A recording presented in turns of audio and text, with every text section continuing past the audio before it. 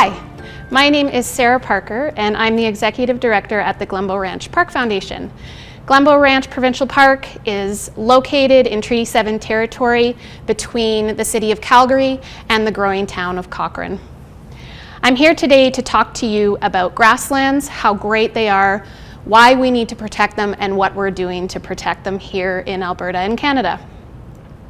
So grasslands cover about 40% of the Earth's surface, and throughout the world they go by many different names. They're the pampas in South America, the savanna in Africa, the steppes in Eurasia, and of course the prairie in North America. They are an incredible, incredible place full to the brim of life. And so much so that besides the Amazon rainforest and the Great Barrier Reef, they're one of the most ecologically diverse places in the world. Today we know so much about grasslands. Scientists, biologists, ecologists have all discovered incredible things. So here's a few. Grasslands can live up to 200 years. So a single strand of grass can live up to 200 years. That's why they're often referred to as old growth grasslands. We've learned that grasslands are crucial to our pollinators, especially disappearing populations like many of our bumblebees and bats. In Glenbow Ranch Provincial Park, where I work, we have almost 100 different bumblebee species, 2 of which are endangered, and grasslands are vital to their survival. We also know that grasslands are home to so many incredible things, from coyotes and badger, deer, moose, ladybugs, you name it, it is in a grassland. And so they are so incredibly interesting, and we're constantly discovering new things about them.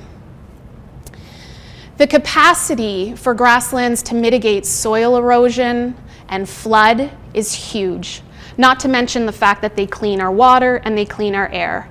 So grasslands need to be part of the conversation when we're talking about flood and drought mitigation. One of the most amazing things about grasslands is that they are incredible carbon storing machines, and I mean incredible carbon storing machines. They have the ability to take in so much carbon that they actually store about 30% of the world's carbon in their plants, and particularly in their soils. Globally, soils can store up to 1.5 to 5.5 billion tons of carbon a year. And that's actually more than is contained in all of the Earth's plant biomass. When we often think about carbon storage, we think about trees, but we need to start thinking about grasslands too, and perhaps they're even more important. And this is the reason.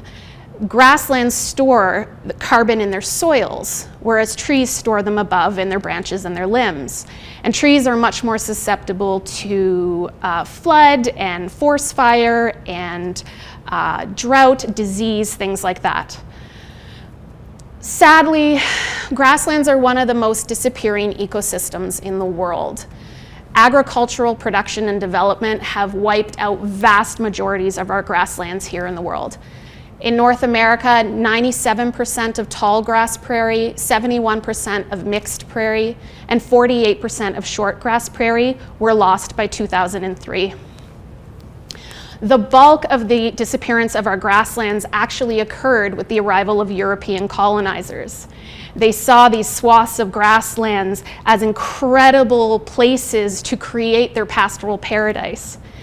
In fact, with Dominion of Canada, when they promoted Western Canada to European peoples and the colonies, they had these posters of idyllic farms with rolling hills of crops where grasslands would have been. In fact, in Dominion of Canada records, they refer to lands that had been cultivated where grasslands once were as improved lands. So grassland conservation just wasn't part of their policies and practices. While grasslands were being replaced by crop production, by 1850 our bison populations were nearly extinct. And this had a really important effect on our grasslands. You see, grasslands are very deceiving. We might only have a 2-inch plant above the ground, but the root system can stretch up to 6 feet below the surface. And there's a reason for that.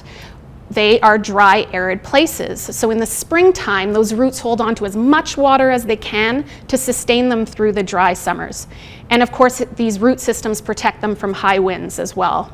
And bison have this really innate ability not to overgraze, and grazing is key to the health of a grass. So if a grass is overgrazed, the root system's too short. If a grass is grazed just right, you get those long root systems. And bison knew what to do. They never overgrazed. They would move away from an area if they knew the grasses were getting too short, and they knew when to come back.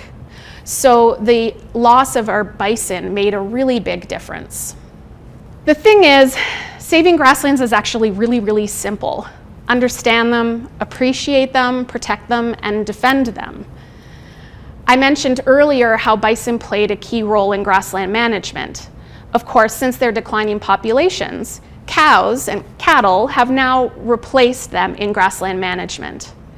And healthy grasslands are an important piece to a healthy cattle farm and mixed farm.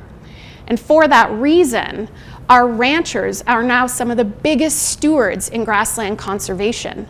Not only do they want to keep the grasslands healthy, but they work to restore them.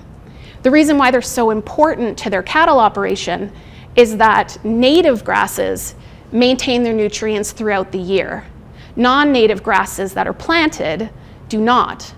And so in order to have healthy cattle, we need healthy native grasslands. Some of the restoration work that ranchers do is being supported by government and nonprofit organizations. The Western Family Prairie Grassland Initiative, for example, provides funding for ranchers to restore and conserve their grasslands. And I believe that supporting ranchers in these efforts and in their stewardship on the grasslands is a vital component to protecting our grasslands. Here in Alberta, nonprofit organizations are doing a ton of work to save our grasslands. Organizations like the Nature Conservancy of Canada and the Western Sky Land Trust have made huge leaps in protecting conservation lands throughout Alberta and the Western provinces. For example, Sandstone Ranch in the Milk River watershed in Alberta.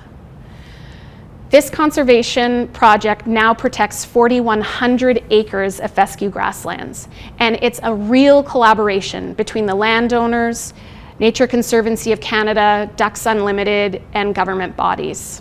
And collaboration is key to saving our grasslands. The generosity of landowners plays a huge role in protecting and conserving what we have left of our grasslands. So I work in Glenbow Ranch Provincial Park, and the park was donated by the Harvey family.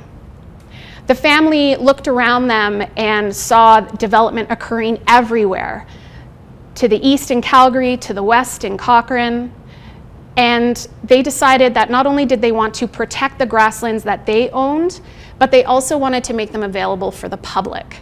So they decided to turn it into a provincial park and created our nonprofit organization, the Glenbow Ranch Park Foundation.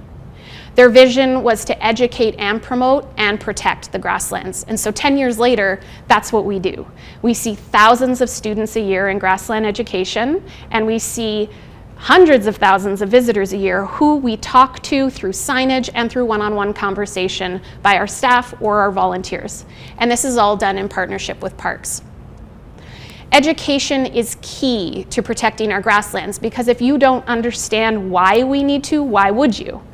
So there are organizations all over Canada doing great work. We have the Canadian Parks and Wilderness Society, the Prairie Conservation Forum, of course the foundation I work for, Nature Conservancy of Canada. I could go on. All of these organizations are working incredibly hard to educate people about this incredible, incredible ecosystem. Lastly, we must make it clear to governments that we are not okay with projects and policies that negatively impact what we have left of our disappearing grasslands. You can write your local, provincial, or federal government and make your voice heard. All these efforts need to include Indigenous communities. They were the original stewards of these lands. Their connection to the land, their understanding that everything within that ecosystem is connected, needs to be a part of the conversation. We also need to change our perspective on grasslands. I think a lot of us in our policies, our procedures, and even just our points of view still see grasslands as something that need to be improved. Well, they don't need to be improved. They need to be left alone, and they need to be grazed properly, and they need to be protected. And so it starts with all of us, whether you're here in Canada or around the world, seeing our grasslands as something very different than we do right now. So I want to end this with a conversation I had with an 8-year-old at our park. She had just taken part in our grassland programming, and I asked her, "What did you learn?" And she said something like, "I learned that grasslands are beautiful and old, but they're hurting, and we're hurting them." And then she said, "But we can just stop hurting them." Yeah, we can. And that's why it's so important to educate our children, because they're going to become the decision makers in the future. And so I'd like to think that after you listen to me today, you go out into the world having a new appreciation for grasslands, and that you take the time to defend them when they're needing to be defended, and you support all the people doing incredible work in our grassland ecosystems, from the rancher to the nonprofit to the landowner, developer. I think that that would be a pretty amazing thing if we all did. It would protect our grasslands for future generations, and I believe that those generations and the earth thoroughly deserve that. Thank you.